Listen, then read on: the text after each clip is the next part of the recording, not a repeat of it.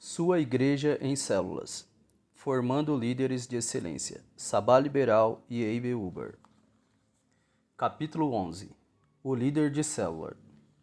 Muito se tem dito acerca desta figura conhecida dentro de uma igreja que pratica célula. São os líderes de célula.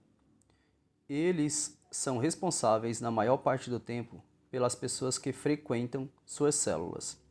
Nós admiramos e respeitamos muito um líder de célula. O líder de célula é, sem dúvida, o principal fator de influência e é quem determinará o nível de qualidade da célula e o tempo de multiplicação da mesma.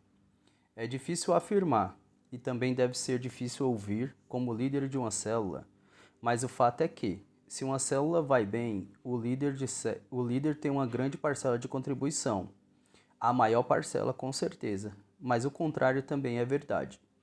Veja como é grande a responsabilidade de liderar uma célula. Dados estatísticos confirmam que um dos fatores que contribuem para que uma pessoa mostre interesse em voltar a uma igreja ou a uma célula está relacionado com o perfil e atitudes do líder, e que a permanência dessa pessoa na célula ou na igreja depende mais ainda da maneira como os membros a trataram durante e após a sua primeira vez. Um bom líder de célula vai se reproduzir em outro bom líder de célula. O contrário disso também é verdade. A vida do líder de célula vai determinar como será a célula.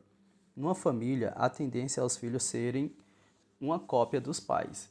Da mesma forma, também, a tendência é os membros da célula serem iguais aos líderes. Timothy Uber diz o seguinte: um líder avivado terá uma célula avivada. Um líder carnal terá uma célula carnal. Por isso, o código deve ser bem definido, primeiramente na pessoa do líder de célula. Quando se trata, então, de estabelecer líderes de célula, é preciso manter o equilíbrio e lembrar que nunca teremos líderes de células iguais, nem tampouco perfeitos. Por isso, é importante o equilíbrio, para não termos padrões altos demais e nem baixos demais para constituir alguém líder de célula. Não podemos exigir perfeição e bacharelado em divindade para alguém ser um líder de célula. No entanto, precisamos de qualificações mínimas e indispensáveis na vida desses líderes. Traços a considerar no candidato a líder de célula. Há pelo menos 4 áreas que devem ser levadas em consideração na vida de uma pessoa que deseja ser um líder de célula na igreja. A pessoa tem vida com Deus? A pessoa tem os traços mínimos do caráter de Cristo? Tem de vida familiar exemplar? Tem algumas habilidades e qualificações ministeriais? Vida com Deus. Como saber se uma pessoa tem vida com Deus? A vida com Deus é reconhecida na vida de uma pessoa através das seguintes características. Primeiro, vida consagrada. Romanos 12, 1. Intimidade com Deus. Evidente temor do Senhor. Unção no que faz. 1. Vida consagrada. Romanos 12, verso 1. Consagração significa separação, santidade, alguém que não se envolve em negócios desta vida. 1 Timóteo, capítulo 2, verso 4. Isso implica numa vida fora do comum e do corriqueiro. Somos uma nação de sacerdotes, e se desejamos ver e experimentar as coisas novas que Deus tem para nós, é necessário sair da mesmice, do trivial, do comum. Precisamos deixar de ser igual a todo mundo. Precisamos deixar de fazer o que todo mundo faz. Êxodo capítulo 23, verso 2. Precisamos ir contra o caminho e a opinião da população, como fizeram Sadraque, Mesaque e Abednego, os 3 amigos de Daniel. Separação entre o santo e o profano. Precisamos fazer separação entre o santo e o profano. Ezequiel 44, verso 23. No Antigo Testamento essa era a exigência para os sacerdotes, E hoje não é diferente, pois somos um reino de sacerdotes. E a mesma exigência permanece. Os princípios de Deus não mudam. E como líder de célula, precisamos viver fazendo essas distinções entre o santo e o profano. O que é profano? É aquilo que todo mundo faz. É aquilo que é comum e popular. Não é necessariamente algo pecaminoso, mas se trata de algo natural que inebria e desvia nossos corações de servirmos ao Senhor com intensidade.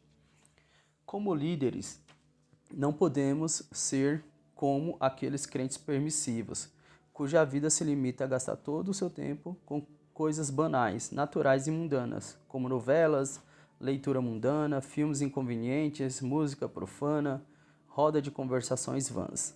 Tais pessoas jamais crescerão em Deus, pois se devotam apenas ao que é comum. Por isso, só experimentarão também o que é comum. Esses nunca saem de uma rotina enfadonha e de uma superficialidade medíocre. O pastor Lucas Huber, por exemplo, sempre se retirava de uma roda quando as pessoas começavam a falar abobrinhas e coisas fúteis. Ele só falava acerca do reino, ou então ficava calado. Não bebereis vinho, Ezequiel 44, 21. O sacerdote era proibido de beber vinho. Vinho é símbolo de coisas naturais que seduzem o coração e tiram o entendimento. Oséias, capítulo 4, verso 11. Os sentimentos de uma pessoa embriagada são alterados. Sua percepção cai e a razão desaparece, tornando-se tola. Assim é com as coisas naturais. Ainda que não sejam pecaminosas em si mesmas, se nós nos enchermos delas, gastando tempo com elas, deixando-nos cativar, certamente perderemos a sensibilidade para o espiritual. Temos de impedir que as coisas naturais bloqueiem nossos relacionamentos com Deus. Somos responsáveis diante de Deus pela maneira como usamos nosso tempo, o que colocamos diante dos nossos olhos, o que ouvimos e lemos. Toda pessoa tende a tornar-se aquilo que ouve, pensa ou vê. Não se aproximarão de nenhum morto. Ezequiel 44, 25. Qualquer pessoa podia tocar em mortos, exceto os sacerdotes. Por quê? Porque tocar mortos fala de comunhão com a própria morte. Sempre que apreciamos o pecado, sempre que desfrutamos de coisas sujas, estamos tocando em mortos. Uma pessoa que gosta de ver novelas, aprecia programações imorais, está tocando em mortos e tendo comunhão com a morte. Salmo 101. Rapidamente, os sintomas de morte aparecerão. Não demorará a sentir os efeitos da morte e se tornar tão vazio e deprimida como aqueles que não têm a vida de Deus. Logo, perceberá que o desejo de consagração, de intimidade com o Espírito Santo e o prazer da leitura da palavra desaparecerão. Por isso, irmãos, não toquem em mortos. 2. Cultive intimidade com Deus. No livro Células e o Crescimento da Igreja, Paul Yong-Soo fala bastante desse tema. Ele deixa claro que, sem uma forte intimidade com o Senhor, nosso trabalho não terá garantia de sucesso. 3. Evidente temor do Senhor. O que é temor do Senhor? Existe uma grande diferença entre temor, no sentido de ter medo, e temor no sentido de respeito, reverência, zelo, amor. No livro de Gênesis, há duas passagens que diferenciam bem um sentido do outro. A primeira é Gênesis capítulo 3, versos 8 a 11. E a outra é Gênesis capítulo 39, versos 7 ao 9. Temor do Senhor é uma atitude de coração, é apartar-se do pecado.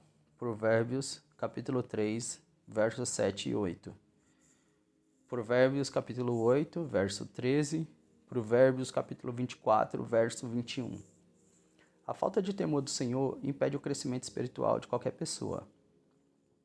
Áreas em que precisamos ter o temor do Senhor. Nossos pensamentos. Colossenses 3.2 e Filipenses 4.8. Confesse ao Senhor seus maus pensamentos e repreenda-os toda vez que eles chegarem à sua mente. Enche a sua mente da palavra, e assim você terá uma mente renovada. Romanos 12:2. Nossas palavras, Efésios 4, verso 29 e capítulo 5, verso 4. Colossenses 4, verso 6 e 1 Pedro 3, verso 10. Cuidado com murmuração, com mentira, maledicência, prometer e não cumprir.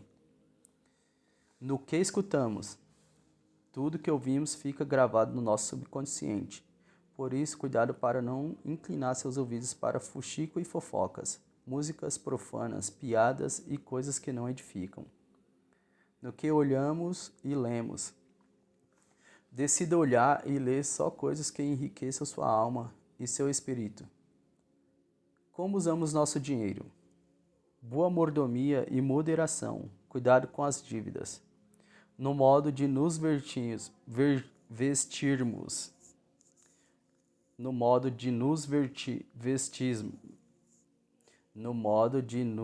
vestirmos. Com modéstia e decência. No relacionamento com o sexo oposto. Bênçãos resultantes do temor do Senhor. O Senhor dará sabedoria. Salmo 111, verso 10. E Daniel 1, verso 17. É a capacidade de agir certo em situações que você nunca enfrentou antes. A sua descendência será poderosa na terra. Salmo 112, verso 1 e 2. Na sua casa haverá prosperidade e riqueza. Salmo 112, verso 1 ao 3. O Senhor nos ensinará e nos guiará. Salmo 25, verso 12. Você desfrutará da intimidade com o Senhor. Salmo 25, verso 14. Desfrutará da misericórdia do Senhor. Salmo 103, verso 11 e 17. Seus desejos serão cumpridos. Salmo 34, verso 9 e Salmo 145, verso 19. Você terá uma longa vida. Provérbios 10, verso 27. Proteção, Salmo 34, verso 7. Provisão, Salmo 33, verso 18 e 19. Terá um memorial escrito diante de Deus e será seu tesouro particular. Malaquias, capítulo 3, versos 16 e 17. 4. A unção sobre a sua vida. Há pessoas que são naturais demais no que fazem para Deus. Andar na carne significa somente cometer pecados. Andar na carne não significa somente cometer pecados, mas também fazer a obra de Deus, confiando em si mesmo, ou seja, trabalhar sozinho, usando apenas suas habilidades naturais. Uma pessoa assim precisa da unção de Deus. Unção é exatamente uma capacitação de Deus para fazermos a obra dele. Quando um líder tem unção, isso vai gerar vida na sua célula e o seu trabalho frutificará. Unção não é resultado de uma oraçãozinha que se faz 1 hora antes da reunião da célula. Unção é resultado de um estilo de vida, uma vida de oração, intimidade constante com Deus, consagração, temor do Senhor. Isso, sim, vai gerar unção. As pessoas vão à célula esperando algo novo, algo que faça diferença, algo que as tire da rotina e da mesmice do dia a dia. A unção gera reconhecimento, que gera autoridade. Uma coisa é você ser líder porque alguém o colocou nessa posição, outra coisa é sê-lo porque as pessoas o reconhecem como tal. Que sua oração seja esta: Senhor, eu quero ter um ministério marcado pelo Teu Espírito. Traços mínimos do caráter de Cristo. O bom líder de célula deve ter os traços mínimos do caráter de Cristo. Podemos avaliar isso na vida de uma pessoa através das seguintes qualidades. 1. Ser submisso à liderança. Quem não é submisso não pode ser líder. Pessoa rebelde, que tem postura arrogante, não pode ser líder. Antes de uma pessoa poder mandar, ela tem que aprender a ser mandada. Antes de liderar, ela tem que aprender a ser liderada. Antes de exercer autoridade, precisa aprender a valorizar as autoridades. A condição de ser submissa é fundamental e primária. Quem não sabe se submeter não pode ser colocado como autoridade sobre os outros. Antes de alguém ser colocado como líder, ele deve dar provas de que é submisso à sua liderança. O próprio Jesus era submisso aos seus pais humanos. Lucas, capítulo 2, verso 47. Submissão não é somente fazer o que o seu líder está pedindo, é muito mais do que isso. É cooperar com a visão e a missão do seu líder. É amar e honrar seu líder. É procurar orar sempre por ele. É ser leal e sempre defendê-lo. É ser motivo de alegria na vida dele. Submissão total com transparência total. A submissão total é muito importante. Mesmo quando você não concorda com seu líder ou quando você pensa que algo deve ser feito de outra forma, seja totalmente submisso. Nada, porém, impede que você seja totalmente transparente com ele. Deixe-o saber sua opinião, mas faça isso sempre com uma atitude de humildade e respeito. 2. Ser ensinável. Um bom líder de célula não precisa ser doutor na Bíblia ou em teologia, mas precisa ter um coração faminto e humilde para aprender. Ou seja, precisa ter um coração ensinável. Há crente que pensa que nasceu sabendo tudo e que não tem nada para aprender com mais ninguém. Ser ensinável é estar aberto para aprender com qualquer um. Existem pessoas que só aprendem direto de Jesus, ou, quando muito, só de alguns grandes homens de Deus. Mas uma pessoa ensinável aprende até com aquele irmãozinho mais novo que ele na fé, ou com uma pessoa que está em um nível mais baixo. Alguém que aprende com pessoas simples é realmente uma pessoa ensinável. Deus não vai lhe ensinar uma mesma verdade se você não estiver disposto a aprender com aquele irmão que já tem uma revelação e está fluindo naquela área. Deus quer que você aprenda com quem já sabe. 3. Ser transparente. O que é ser transparente? Significa que sua vida não é desconhecida. O líder de célula, como homem ou mulher de Deus, deve andar na luz. 1 João, capítulo 1, verso 7. E não ocultar coisa alguma da sua vida. Provérbios, capítulo 28, verso 13. Ser transparente é ter o compromisso de abrir tudo com a sua liderança. Pessoas escondidas são pessoas perigosas. Pecados escondidos são como nuvens escuras, onde demônios se escondem. Transparência total gera confiança total. A transparência torna uma pessoa confiável em 3 níveis de relacionamento. Em relação aos seus líderes, em relação a si mesmo e em relação aos seus liderados. 4. Ser tratável. Todo líder precisa ter abertura para ser repreendido e não ficar melindrado ou machucado com a sua liderança. Quando seu líder o confronta a respeito de um problema na sua vida, você não deve ter uma reação como de cobra, mas reagir como ovelha. Um exemplo bem clássico é a diferença das reações de Davi e de Saul, quando foram confrontados por causa de pecados em suas vidas. Há pessoas que, quando são confrontadas, têm a seguinte atitude: quem é você para me dizer isso? Você quer mandar na minha vida? Você não tem autoridade para me repreender. Não tenha esse tipo de atitude. Pelo contrário, quando alguém o abordar para lhe repreender por alguma falta, que a sua reação seja a seguinte: irmão, eu quero ser ajudado, eu quero mudar. Seja humilde, peça perdão e reconheça seu erro. Pessoas que não gostam de ser confrontadas e repreendidas correm o risco de esfriarem e até se desviarem e nunca vão crescer espiritualmente. Por isso, um líder que não é tratável prejudica o crescimento da célula e da igreja. 5. Ter disposição para servir. Como líder de célula, haverá dias em que pessoas precisarão da sua ajuda para realizar tarefas simples, mas algumas vezes serão tarefas difíceis de realizar. É muito importante nessas horas ter um coração de servo. 6. Ser honesto e confiável. 2 Coríntios 8, verso 21. A honestidade envolve um modo de vida reto, de padrões e pensamentos apropriados, que resultam em um estilo de vida honrado.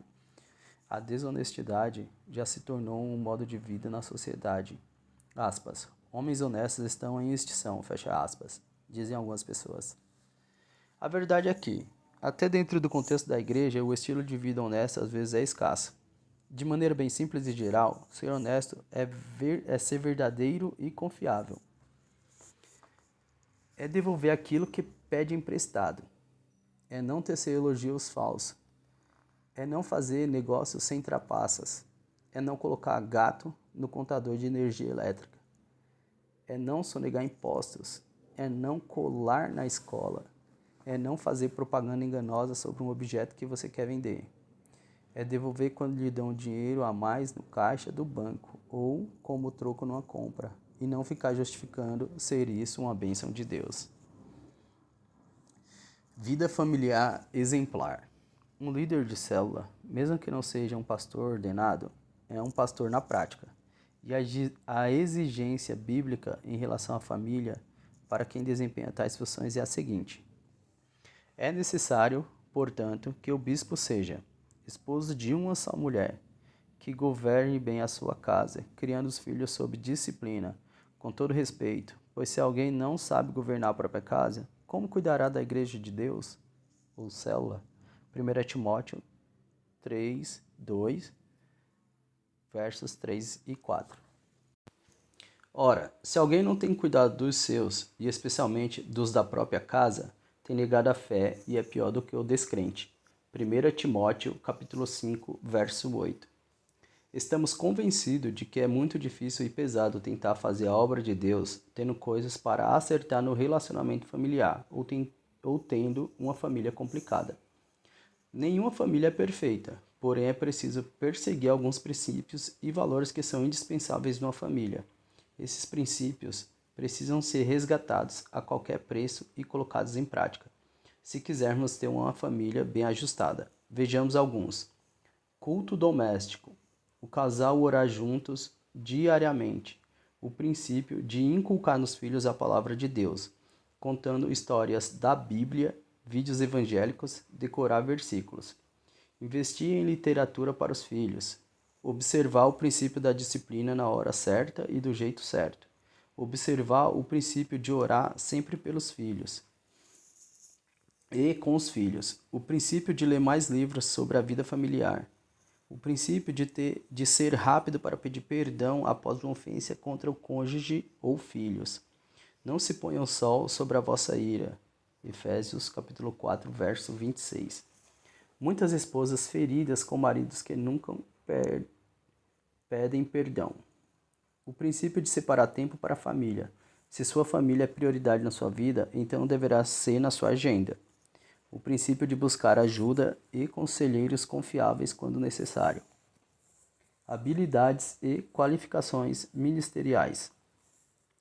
Como já falamos, é utópico exigir que uma pessoa candidata a líder de célula habilidades e qualificações especiais, porém é preciso verificar algumas evidências nesse sentido. Para isso, pedimos que antes de alguém assumir a liderança de uma célula, que primeiro ela caminhe ao lado de um líder de célula ativo e seja treinado na prática, para ver como se faz e ser levado a fazer o mesmo. Quem pode ser um líder de célula? Qualquer pessoa de ambos os sexos, homem ou mulher. 2. Casados, solteiros, viúvos ou divorciados. 3. Adolescentes, jovens ou anciãos. Para os casados, é necessário que o casamento esteja legalizado, ou seja, precisa estar casado civilmente antes de assumir a liderança. O mais ideal é quando os casais trabalham juntos na liderança da célula. Tudo fica mais fácil. Sair de casa juntos, disciplinar outros casais, supervisionar e resolver conflitos, ajuda também a evitar constrangimentos de várias naturezas, podendo ser um deles o fato de a mulher crescer mais do que o marido quando trabalham separados. Existe um trilho que deve ser observado antes de uma pessoa assumir uma célula. Antes de alguém se tornar um líder de célula, é preciso frequentar o TADEL e assistir um curso chamado TLC, Treinamento de Líderes de Célula, que dura pelo menos 2 meses. Principais compromissos e responsabilidades de um líder de célula. São vários os compromissos e responsabilidades de um líder de célula. 1. Compromisso de frequentar o TADEL toda semana e participar da reunião com o seu supervisor de setor. 2. Compromisso de liderar a reunião principal da célula toda semana. 3. Compromisso de ser discipulado. 4. Compromisso com o pastoreio das pessoas da sua célula. Isso significa orar diariamente por cada pessoa da sua célula. Visitar ou delegar alguém para visitar frequentemente os membros da célula. Discipular ou delegar para alguém e edificar os novos convertidos. Preparar ou delegar para alguém os novos candidatos ao batismo. Socorrer ou delegar para alguém, através da assistência social e espiritual, cada pessoa necessitada da sua célula. Praticar 1 Tessalonicenses 5, versos 14. Exortamos vocês, irmãos, a que advirtam os ociosos, confortem os desanimados, auxiliem os fracos, sejam pacientes para com todos. 5. Compromisso de preencher e entregar os relatórios para o supervisor de setor.